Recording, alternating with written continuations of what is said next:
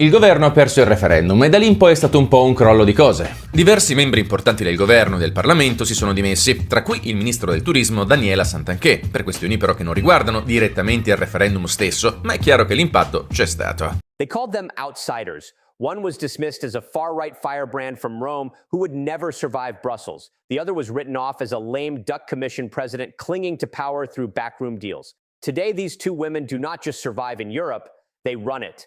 Every major decision coming out of Brussels, every NATO commitment, every migration deal, every trillion-euro budget, it passes through them. And the men who underestimated them, they are gone. Schultz collapsed. Macron, politically paralyzed.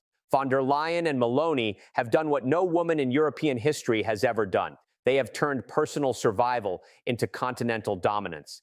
But the way they got here is not a story of inspiration. It is a story of calculation, betrayal, and power so concentrated it is starting to alarm the people inside the system itself.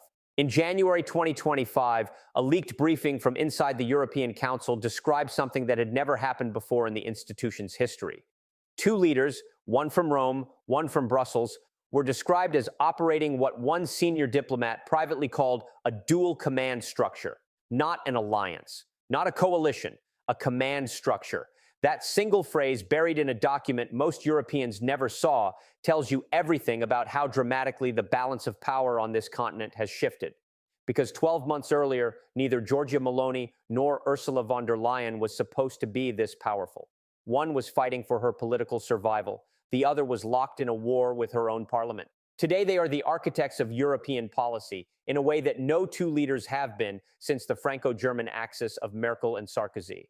Except this axis was never supposed to exist. To understand how it happened, you have to go back to the summer of 2024, specifically to the 72 hours after the European Parliament elections that shocked the continent. The results came in on the night of June 9th, and by the morning of June 10th, Brussels was in a state of controlled panic. The far right had surged across France, Italy, Germany, and Austria. Macron had called snap elections in France and looked like a man who had just pulled the pin on a grenade. The traditional center-right European People's Party had held its numbers, but only barely, and only because it had quietly adopted positions on migration and security that would have been unthinkable 5 years earlier. The socialists were bleeding. The Greens had been devastated, and in the middle of this wreckage, two figures were already doing the math. Von der Leyen moved first. Within 48 hours of the results, her team had begun back-channel conversations with Meloni's office in Rome. Not public. Not through official EU diplomatic channels, direct. The message, according to three sources later cited by Politico Europe, was simple. The old majority that had put von der Leyen in power in 2019 was mathematically gone. The socialists and the liberals could no longer deliver a majority on their own. If von der Leyen wanted a second term, and she desperately did, she needed Meloni's bloc, the European conservatives and reformists, to either vote for her or abstain. And Meloni knew exactly what that meant. For the first time in the history of the European Union, a far-right aligned group held the decisive vote on who led the European Commission. The woman that Brussels had spent 3 years trying to contain was now the woman Brussels needed to survive. What happened next was a negotiation that neither side has ever fully described in public, and that is deliberate.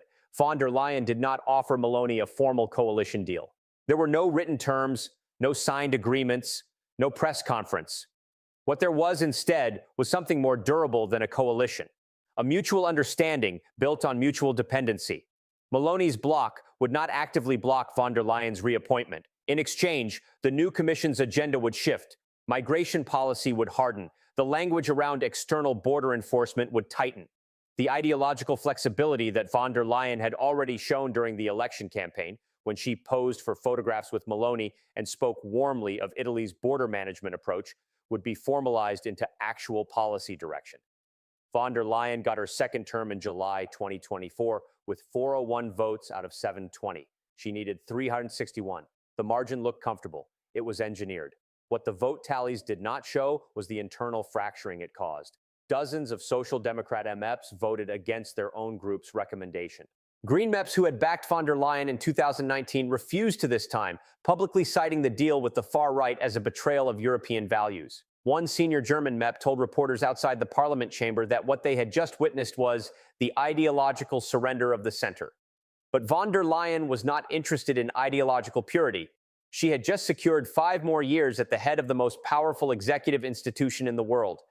And sitting in Rome that evening, watching the vote count, Meloni understood that she had just become the most important external power broker in Brussels without holding a single EU institutional position. The relationship deepened faster than almost anyone predicted. By September 2024, Meloni had been invited to address a closed-door session of the European Council on Migration, a privilege typically reserved for sitting heads of major EU states during their council presidency, not for leaders whose countries had no formal rotating position. By October, Italian proposals on the Rwanda-style third country processing model had been incorporated almost verbatim into a new Commission framework document. By November, when the incoming Trump administration in Washington began its aggressive posture toward European NATO commitments, it was Meloni, with her direct line to the Trump inner circle through her relationships with figures close to the administration, who became the unofficial translator between Washington and Brussels. Von der Leyen needed that channel. She had no other. But here is what no one in Brussels is saying out loud yet, because the implications are too uncomfortable. This partnership was not built on shared values. Von der Leyen is a Christian Democrat technocrat who built her career in German coalition politics. Meloni is a post-fascist nationalist who once expressed admiration for figures that mainstream European politics considers disqualifying. These two women should, by every ideological measure, be adversaries. The fact that they are not, the fact that they are operating what that leaked briefing called a dual command structure, tells you that something more fundamental than ideology is now driving European power. And what is driving it is a question that should worry every European citizen who thinks they understand how their continent is governed. Because if this alliance was built not on values, but on pure political survival, whose survival are they actually protecting? The first sign that this was not a normal political alliance came in February 2025, when the European Commission released its new pact on migration and asylum implementation guidelines. On the surface, it was a bureaucratic document. 47 pages of enforcement timelines, border procedure regulations, and return directive updates. But migration policy experts across the continent immediately noticed something extraordinary. The document's core architecture was not drawn from the Commission's own internal policy teams.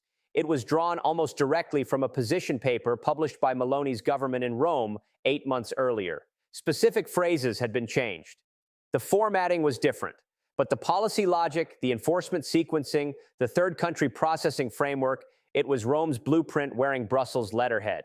One senior UNHCR official, speaking anonymously to The Guardian, described it as the most significant rightward shift in EU asylum policy since the institution was created. Von der Leyen's commission had not just accommodated Meloni's worldview, it had adopted it.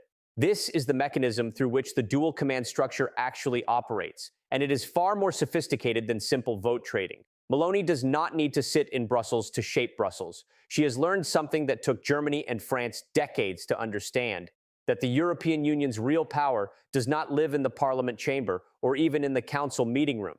It lives in the technical working groups, the Commission drafting committees, the bilateral pre-negotiation conversations that happen before any formal proposal is tabled. Germany and France dominated European policy for 40 years because their officials were embedded in every layer of that technical infrastructure. Meloni has begun inserting Italian officials and ECR-aligned policy advisors into those same layers with a precision that her predecessors, Berlusconi, Renzi, Conte, never managed. By early 2025, Italy had more of its nationals in senior commission advisory roles than at any point in the previous 15 years. That is not coincidence. That is strategy. Von der Leyen, meanwhile, was executing her own parallel consolidation. Her second-term commission, unveiled in late 2024, was structured differently from her first. The portfolio allocations were more centralized, with key dossiers, defense, industrial strategy, digital regulation, pulled closer to the president's office rather than distributed to independent commissioners. The executive vice president structure, which in the first commission had created semi-autonomous power centers around figures like Vestager and Timmermans, was redesigned to reduce that autonomy. People who had worked in the commission for decades described it privately as the most presidentialized commission in its history. Every major decision was being routed through von der Leyen's cabinet before it reached the College of Commissioners. She had taken the lessons of her first term, where she had sometimes been outmaneuvered by her own vice presidents, and eliminated the structural conditions that made that possible. The defense agenda was where the two women's power became impossible to ignore. In March 2025, the Commission unveiled the Rearm Europe plan, a €800 billion defense spending framework that represented the single largest security investment in the EU's history. The announcement was extraordinary, not just for its scale, but for its speed.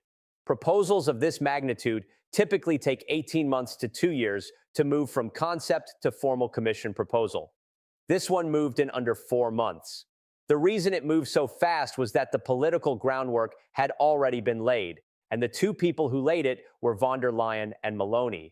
Von der Leyen provided the institutional mechanism, the Commission's ability to unlock joint borrowing instruments and reinterpret fiscal rules. Meloni provided the political cover on the right, neutralizing the Eurosceptic and nationalist opposition that would normally have torpedoed a proposal this ambitious the moment it was framed as deeper European integration. Without Meloni's support, or at minimum her silence, the ECR bloc and its allies could have built a blocking minority in the parliament. They did not. The plan passed. What the headlines celebrating Rearm Europe did not examine was what Meloni extracted in return. The defense framework included explicit provisions for third country border security funding, meaning EU money directed at non-member states to prevent migration flows from reaching European territory. It included a significant role for bilateral defense industrial agreements, which Italy's defense sector, one of the largest in Europe, was positioned to benefit from disproportionately. And crucially, the governance structure of the new defense spending mechanism gave national governments, rather than the Commission, significant discretion over how the funds were directed. That last point was not an accident. It was the architecture Meloni needed to ensure that Italy's defense and security priorities were funded through European money without being subject to European conditionality. She had taken an €800 billion EU initiative and structured it in part as a vehicle for national sovereign priorities. That is not participation in European policy. That is domination of it. The men who should have been checking this consolidation of power were largely absent. Macron, who in an earlier political life had positioned himself as the ideological guardian of European liberal democracy, was governing in France with a minority government so fragile that he could not afford a sustained confrontation with either Brussels or Rome. Olaf Scholz had been removed from office by his own coalition's collapse in November 2024, and his successor, Friedrich Merz, though more aligned with von der Leyen's CDU family, was consumed in his first months by domestic German politics and had neither the bandwidth nor the established relationships to mount a serious counterweight. The traditional Franco-German engine that had always balanced Commission power against Council power was running on a single cylinder. And into that vacuum, the Rome-Brussels axis had moved with extraordinary speed. By mid-2025, the pattern was visible to anyone paying attention from the inside. Every major initiative coming out of the Commission, on migration, on defense, on digital regulation, on trade, bore the fingerprints of prior coordination between von der Leyen's cabinet and Meloni's office. Not every policy, not every decision, but the ones that mattered, the ones that set the direction of the continent for the next decade, had been pre-shaped in conversations that the European Parliament never saw, that other council members were never party to, and that European citizens were never told about. So the question that is now being whispered in the corridors of the Berlaymont building, the question that no senior official will say on the record, is whether what Europe is watching is two powerful women steering a troubled continent through genuinely difficult times, or whether it is something else entirely. Something that looks less like leadership and more like a quiet seizure of institutional control that the EU's founding architecture was never designed to stop. And when you see what they are planning to do next, you will understand why that question is no longer just being whispered. The plan that neither woman has announced publicly began taking shape in the spring of 2025, and the people who discovered it were not journalists. They were mid-level EU officials, the kind of experienced institutional bureaucrats who have spent 20 years watching how power moves through Brussels and who recognized the pattern immediately because they had never seen it moving this fast or this quietly. What they identified was not a conspiracy in the dramatic sense. It was something more mundane and therefore more dangerous, a systematic reorganization of EU institutional relationships that would, if completed, make the Rome-Brussels axis structurally irreversible. The first element was the European Council's rotating presidency. Hungary held it through the second half of 2024, and Orbán had used it to maximum disruptive effect, blocking Ukraine aid, stalling accession negotiations, inserting himself as an unauthorized intermediary with Moscow. The chaos Orbán created had done something unintended. It had generated genuine appetite among member states for reforms that would reduce the rotating presidency's ability to paralyze EU business. Von der Leyen's team had been quietly drafting treaty reform proposals that would transfer certain coordination functions from the rotating presidency to the Commission President's office permanently. Permanently. That single word in an internal working document circulated to a small group of senior Commission legal staff in April 2025, represented something that had been debated in European federalist circles for decades, a formal shift of executive gravity away from the Intergovernmental Council and toward the supranational Commission. Von der Leyen, the lame duck written off in 2023, was now attempting to use her second term to redesign the constitutional architecture of Europe itself. The second element was more immediately visible. Throughout early 2025, Meloni had been systematically building bilateral relationships with the leaders of Poland, the Baltic states, and the new Austrian government, all of them right-leaning, all of them previously outside the core EU decision-making circle, all of them now being drawn into a loose coordination framework centered on Rome. This was not the ECR parliamentary group operating in Strasbourg. This was a parallel intergovernmental network, operating outside formal EU structures, that Meloni was constructing with the quiet approval of von der Leyen's Brussels. A new axis was being built, not Berlin-Paris, but Rome-Warsaw-Tallinn, and it was being built to last beyond any single election cycle or commission term. The third element was the one that alarmed institutional veterans most. In May 2025, the Commission circulated a proposal to restructure the European External Action Service, the EU's diplomatic corps, in ways that would bring it under closer Commission oversight. On paper, it was administrative reform. In practice, it meant that the EU's external diplomatic posture, its relationships with Washington, Beijing, Ankara, Riyadh, would be coordinated through an office whose political direction came from von der Leyen's cabinet. Combined with Meloni's informal role as the primary channel to the Trump administration in Washington, this meant that Europe's external face to the two most important non-European powers in the world would effectively be filtered through the Rome-Brussels axis. No other European leader, not Macron, not Merz, not any Scandinavian or Benelux head of government, would have comparable access to those conversations. What these three elements share is a single strategic logic: permanence. Every individual policy win can be reversed by the next commission, the next election, the next political cycle. But structural changes to how institutions relate to each other, treaty reforms that shift where formal power resides, diplomatic networks built on personal relationships that outlast governments, these are not reversed easily. Von der Leyen and Meloni are not simply winning the politics of today's Europe. They are building the architecture that will constrain the politics of tomorrow's Europe, regardless of who nominally holds power. That is the project. And in the summer of 2025, with Macron weakened, Merz distracted, and the European Parliament still digesting the implications of the Rearm Europe vote, there was no institutional force positioned to stop it. The Queens of Europe did not seize power in a single dramatic moment. They built it quietly, layer by layer, in documents most people never read, in meetings that were never minuted, in a partnership that was never formally announced. And by the time the rest of the continent fully understood what had been constructed, the architecture was already in place. The only question that remains, the one that will define European democracy for the next generation, is whether anyone will have the power or the courage to dismantle it.